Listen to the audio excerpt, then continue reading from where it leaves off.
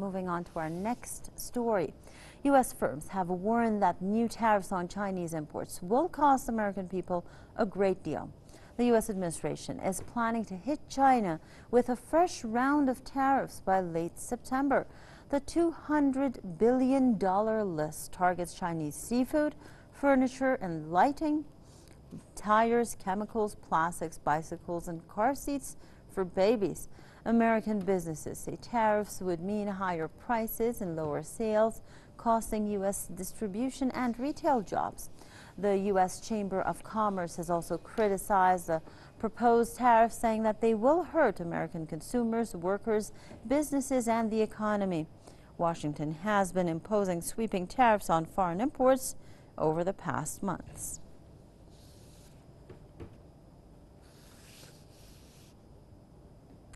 To discuss that more, we're joined by Jason Unruhe, political commentator, joining us live from Ontario. Thank you very much, sir, once again for joining us on PressTV's Top 5.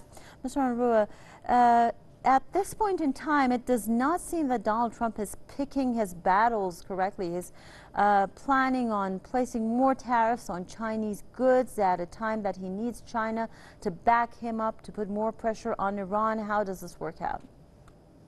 Well, frankly, I think this shows how little Donald Trump really understands international politics and how, the whole global system of trade actually works.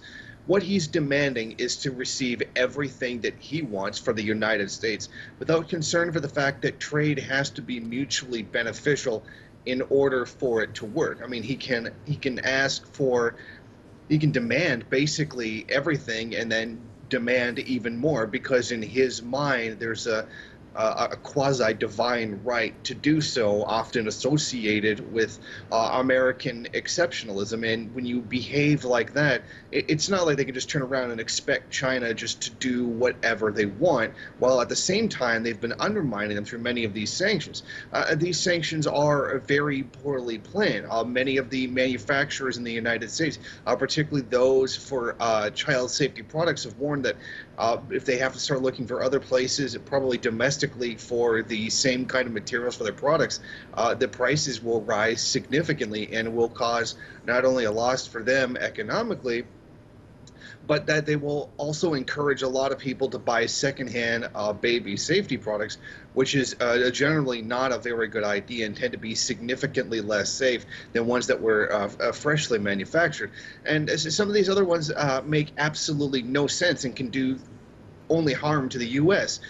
For example, Westinghouse Electric has warned people who supply nuclear energy have said that they need zirconium and zirconium powders from China, because there is no domestic U.S. supply of the material.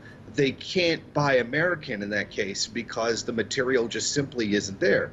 I mean, this would increase the cost of electricity, and when you increase the cost of energy, that goes across the entire economy, not just for regular people, but for businesses as well.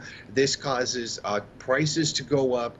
This could even begin a period of inflation, maybe a much smaller version of what happened with the gas shortage, a much smaller version, but one that is completely unnecessary all the same. Mr. The Unruhe, U.S. quickly, since we're running out of time, Mr. Unruhe, it doesn't seem that Mr. Trump is getting a very good advice, because, well, he ran on the platform of making America great again. Now he's putting more economic pressure on America, so that does not go with his motto.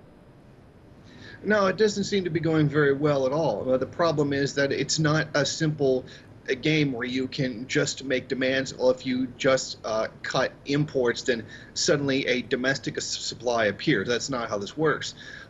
For economics, there's varying costs, opportunity costs, comparative advantage, all these other factors that have to be taken in.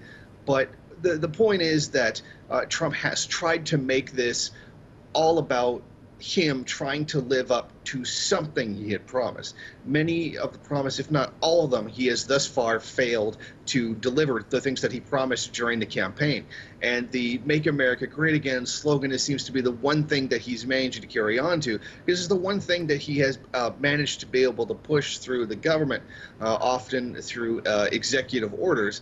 But this seems to be stock and trade for the way that the Trump administration works. They're desperately trying to hold on to something that would count as him having kept his word. And it seems those who are around him in the closest, most confident positions don't seem willing to contradict him in any way.